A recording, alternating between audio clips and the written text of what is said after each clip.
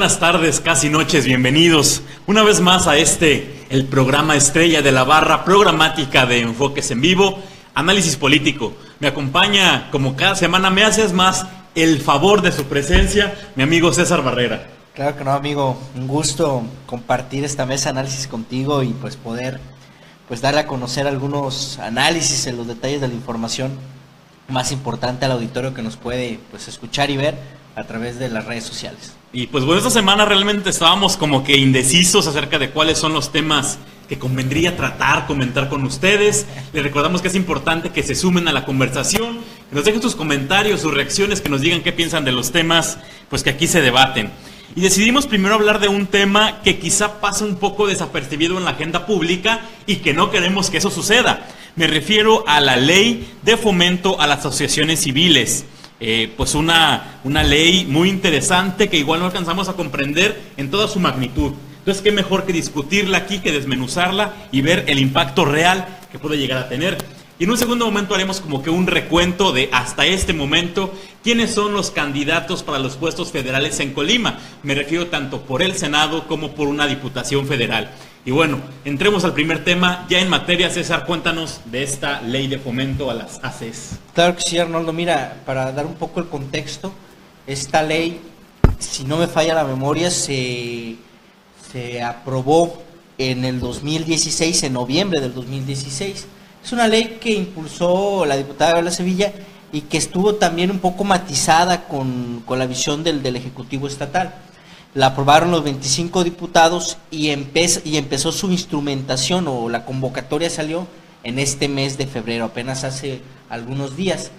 Vale la pena destacar y darle, digamos, la debida dimensión que tiene, porque si tú te acuerdas anteriormente, las organizaciones civiles recibían un subsidio, recibían un apoyo a veces simbólico, eran recursos de 1,500 pesos, 7,000 pesos mensuales, una cosa muy diluida, no era una cantidad que tú dijeras considerable en ese sentido. Pero aquí lo importante es que se busca con esta ley, a lo que han comentado algunos actores políticos, es la profesionalización de las organizaciones civiles, o sea, generar un impacto social a través del apoyo que le pueda dar el gobierno del estado a estas organizaciones civiles, que en su momento van a realizar proyectos para poder, digamos, darle operatividad a este trabajo. Presentan su proyecto, ellos ponen un techo, una cuestión de un presupuesto. La ley maneja una cuestión que dice que el 10%, en el caso de las organizaciones que ya recibieron un recurso público, van a recibir la misma cantidad o un 10% más de lo que recibió en el año fiscal anterior. En el caso de las que son nuevas, pues pueden recibir hasta 200,000 pesos, Pero aquí vale la pena destacar algo y hacer el comentario, puntualizar este aspecto.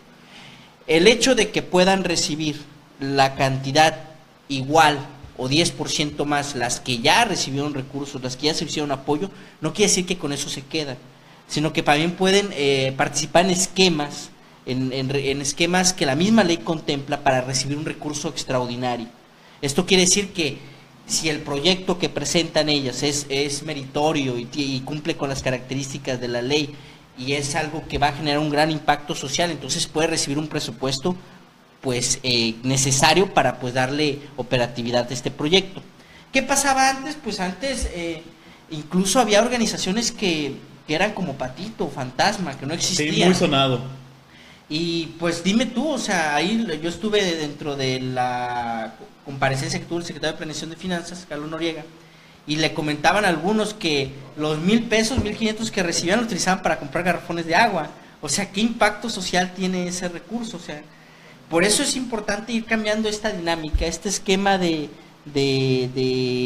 operar de las organizaciones civiles, o sea, generar ya proyectos y que estos proyectos, con el capital que reciban, pues generen un impacto social fuerte, específico, bien planificado y que traiga más beneficios a la población. No solamente, por un lado, manejas, eficientas los recursos públicos o haces más, digamos, más eficiente la cuestión del dinero, cómo se va a aplicar, ¿no? Sino que también, por una parte se mejora el impacto social de las organizaciones civiles y se les da pues un fortalecimiento en el Estado de Derecho, porque también se fortalece la parte legal, en el sentido de que algunas de esas organizaciones civiles pues no pagaban impuestos incluso, y pues ahora para pertenecer al registro pues tienen que pagar sus impuestos, tienen que estar, para recibir los recursos tienen que estar con todas de la ley, y eso es un aspecto muy positivo de las organizaciones, de esta ley de fomento a las organizaciones civiles. Sí, porque vale la pena recordar que con las recientes reformas en materia de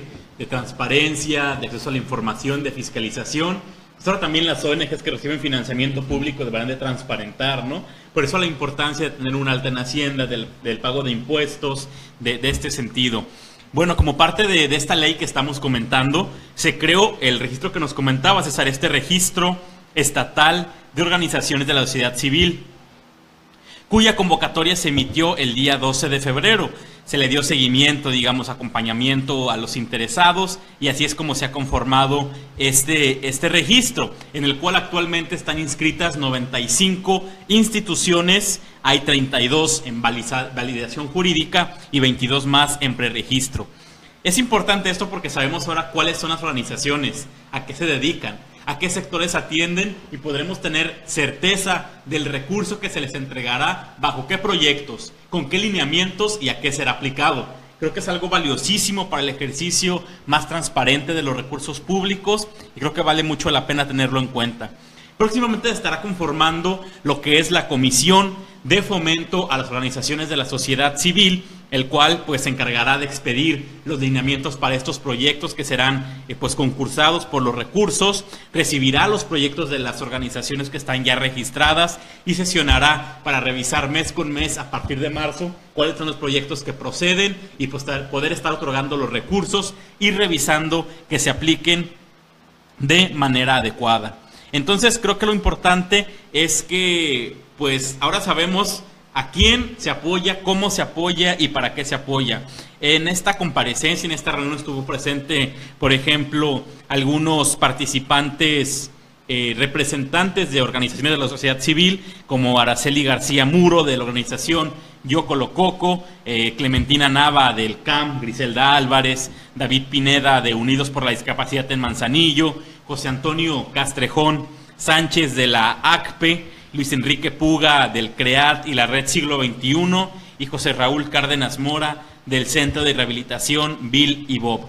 Es decir, que las organizaciones que están en este espectro son bastante amplias. Tenemos la atención a sectores vulnerables, comunidades indígenas, jornaleros agrícolas, migrantes, niños desamparados, mujeres violentadas y bueno, los centros de rehabilitación.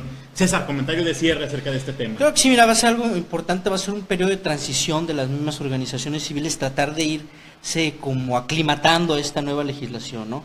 Pero yo creo que es algo positivo para ellas porque les va a dar pues primero que les den el acompañamiento debido para la formulación de los proyectos, y teniendo la formulación de los proyectos les va a permitir pues tener una visión más clara de lo que quieren hacer y ahora sí de obtener recursos importantes. Claro, dejar de lado los subsidios que eran pues algunos simbólicos, 1,000 pesos, 2,000 pesos, eso no genera impacto social.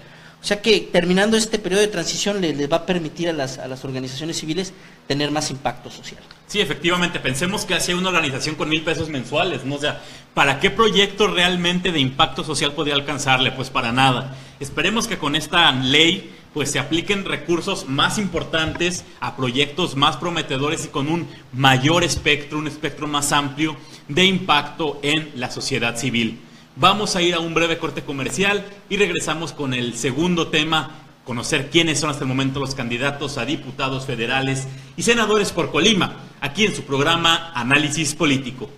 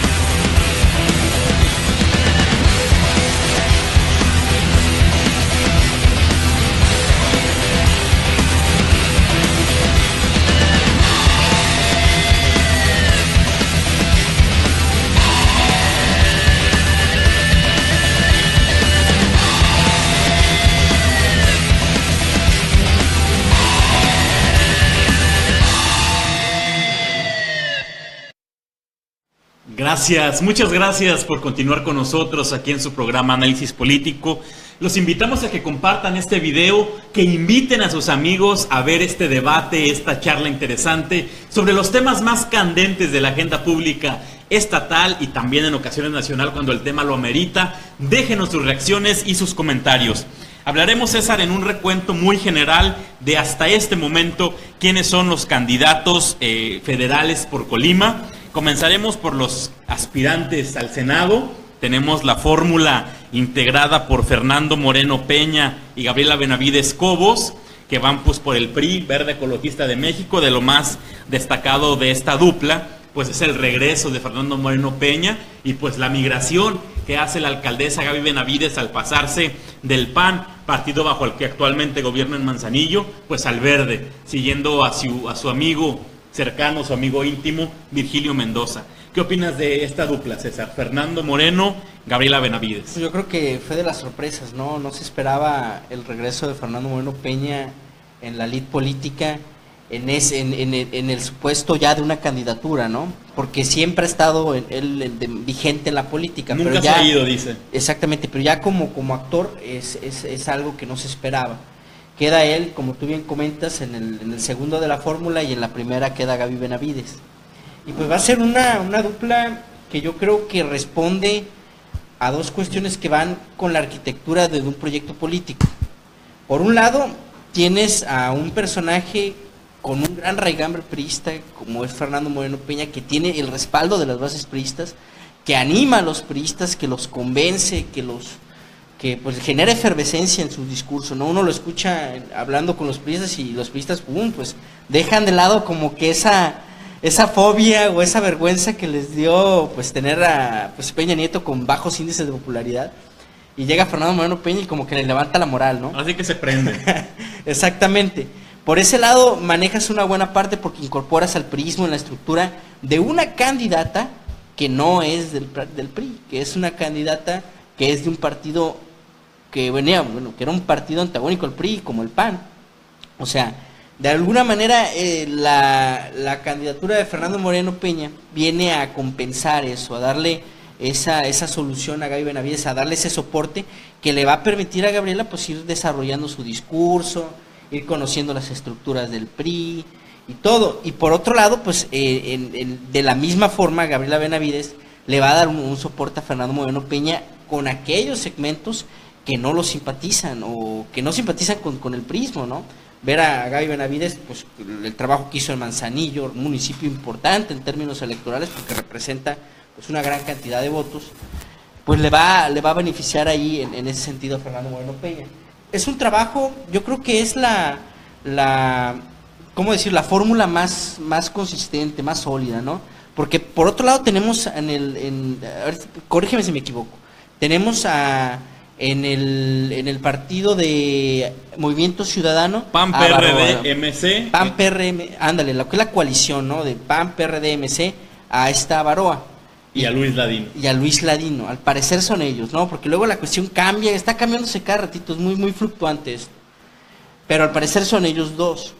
Yo la verdad lo veo una fórmula muy débil, o sea, si antes tenía a Leoncio Morán, pues más o menos, ¿no? Pero ahorita ya ni siquiera eso. Yo la verdad Baroa, pues la conozco porque fue candidata a la presidencia municipal de Colima en el proceso electoral anterior, perdió en ese proceso, quedó como regidora, y pues no dudo que tenga una gran trayectoria política y un gran interés genuino por querer hacer grandes cosas, pero no tiene todavía ese perfil que lo conozca la ciudadanía. Esa es otra de las grandes sorpresas, ¿no? La semana pasada creo que estábamos en el programa cuando sucede más tarde este hecho, en que Leoncio Morán dice: siempre yo no voy al Senado, después de que en diciembre pasado se había registrado como aspirante, cede el espacio a María Elena Baroa y él amarra pues una plurinominal como diputado federal, ¿no? Una acción inteligente del 8, queda vigente para 2021, no sale raspado, no compite y cede el espacio. Aunque bueno, hay que decirlo, de los candidatos hasta el momento a senadores por Colima, solamente en la dupla PRI Verde Ecologista tenemos a gente que ha ganado una elección recientemente. O sea, tenemos a Gaby, que es presidenta porque así lo eligió el pueblo, pero tenemos a María Elena Avaroa, que perdió la elección a presidenta municipal de Colima.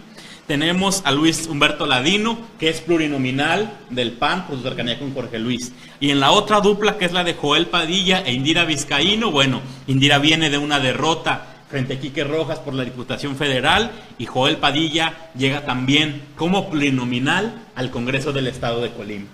Entonces, o sea, estamos en un escenario en que los que están brincando a quizá el puesto más importante de elección que se pelea en Colima, que es el Senado de la República, pues llegan de repechaje, o sea, llegan sin haber ganado, y muchas de las veces incluso sin los méritos suficientes, ¿no? O sea, no se entiende. Claro que sí, en el caso de como tú bien lo comentas, de Indira Vizcaína y de Vizcaíno y Joel Padilla, pues hay una situación de que Indira, pues efectivamente pierde en la contienda electoral del 2015 por una cantidad exigua, muy mínima de votos, la verdad, pero pues pierde. Al final, pues la democracia es con un voto ganas y se acabó. En este caso, pues la verdad, Indira Vizcaíno no solamente llega con esa situación, sino que también yo la he sentido anímicamente a ella como que no quería ser, como que ese no era su cargo, ¿no? Ella quería otro puesto de elección, y como que las condiciones, las circunstancias, pues la compelieron a quedarse pues con la candidatura al Senado. Ahora bien, tienen la ventaja, o podría considerarse con la ventaja, de a ver qué tanto le suma la ola de Andrés Manuel López Obrador, ¿no? Morena, la verdad que es un partido que, a pesar de lo polémico que puede ser Andrés Manuel, de lo a veces incongruente, pues sigue teniendo una gran aceptación y tiene su militancia muy bien definida, ¿no? En ese sentido, pues aquí en Colima siempre ha quedado en tercer lugar Andrés Manuel, pero puede ser que ese factor también pueda beneficiar a algunos candidatos como de rebote, como a Indira Vizcaíno y a Joel Padilla. Hay que ver en ese sentido cómo se va a ir desarrollando la campaña electoral presidencial para ver si se suman a la olita o si también les puede perjudicar eso. Y ojo, aquí lo interesante es que tanto Fernando Moreno Peña como Indira Vizcaíno van en la segunda posición de la fórmula. Es decir, que tienen que dar el todo por el todo, ganar sí o sí para obtener un escaño, ¿no? Creo que en ese sentido Joel Padilla sale ganando, sale triunfante y cómodamente puede esperar lo que será casi un lugar seguro en el Senado. Pero pasemos, César, a las diputaciones federales. En este momento tenemos ya definida lo que sería la fórmula del PRI, Partido Verde Ecologista de México, que sería Mely Romero Celis por el primer distrito electoral federal y Francisco Pico Cepeda por el segundo distrito electoral federal. Una dupla un tanto incómoda y un tanto coja, diría yo. Mely Romero llega incómoda por la situación, hay que decirlo, ella tampoco quería la competición, tampoco quería esa posición, pero pues ahora sí que ahí le tocó jugar, ¿no? Y Pico Cepeda, pues que llega de una derrota, creo que es uno de los candidatos más perdedores en la historia reciente del PRI, y ahora lo mandan de nuevo a competir, diría yo, lo mandan a perder. ¿Cómo ves esto, César? Claro que sí, en la cuestión de Pico Cepeda, pues todos nos acordamos de la masacre, ¿no? Ya deja de golpearlo, ya lo mataste, de Gallo Benavides, ¿no? Hasta los memes que le sacaron ahí en ese sentido, por lo brutal que fue la diferencia. En el caso de Mely Romero, yo creo que, coincido contigo, a lo mejor no era lo que esperaba ella, buscaba algo, a lo mejor una cuestión más cómoda, pero yo creo que ella tiene las capacidades, tiene las cualidades, tiene la imagen para poder desarrollar una campaña exitosa y tener grandes posibilidades de quedarse con la Diputación Federal. Hay que recordarlo que ella pues llegó a la senaduría, al Senado de la República, pues con una gran cantidad de votos, ¿no? Una gran cantidad de aceptación. Sí. Hizo un buen trabajo en el legislativo, y creo que este trabajo se complementó y destacó más ya en su etapa como subsecretaria Totalmente de acuerdo. En lo que va haciendo Zagarpa.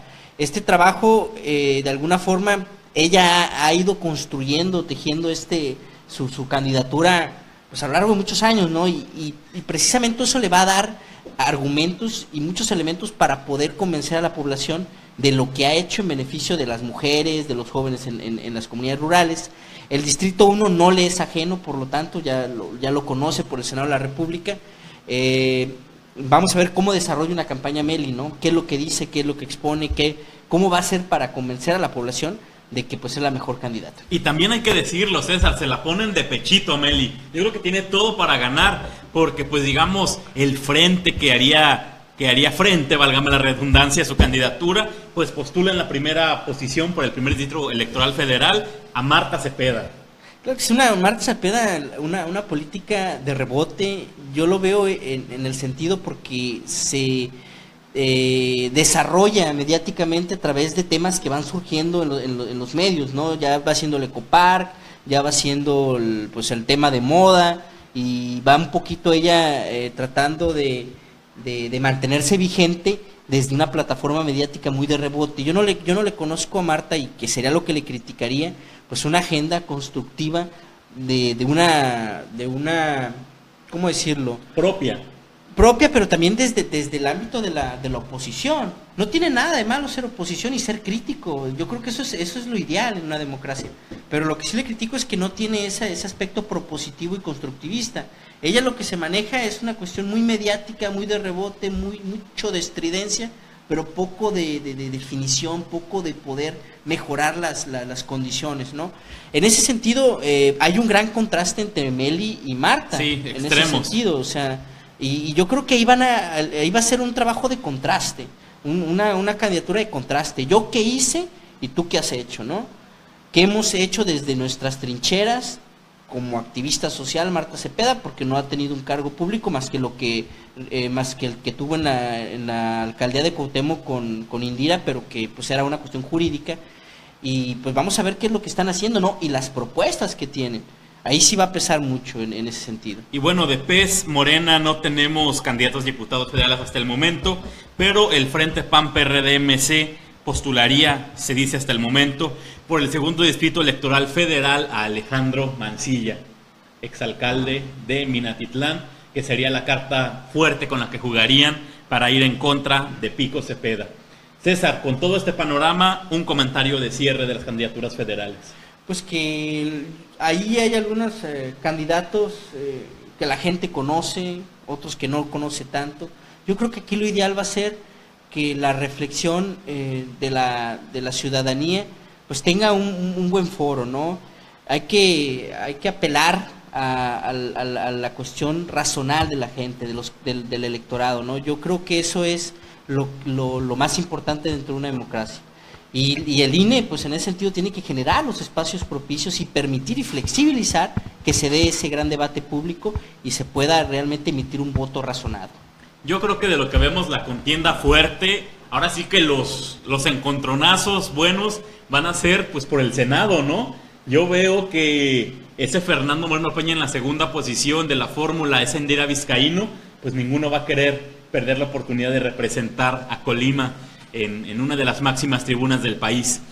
¿Ustedes qué opinan? ¿Cómo ven esas candidaturas? Ahora sí que ¿a quién le van? ¿Quiénes son sus gallos? Vamos armando las apuestas. Ya más cercana a la fecha, aquí César y yo apostaremos máscara contra cabellera o unas cervezas o algo aquí para ver quiénes serán los ganadores. Gracias por habernos acompañado como siempre en este programa Análisis Político. Les recordamos que ya tenemos canal de YouTube de Enfoques en Vivo. Ahí están todos los programas que hacemos todas las semanas. Soy empresario, de frente con Econócratas y este análisis político para que puedan verlos, revivir los momentos. Y también estamos ya en plataformas como podcast. Búsquenos en iTunes, búsquenos en iVoox y también llévenos con ustedes. Gracias por el favor de su atención, gracias por habernos acompañado, César, gracias a ti y nos vemos en la siguiente emisión.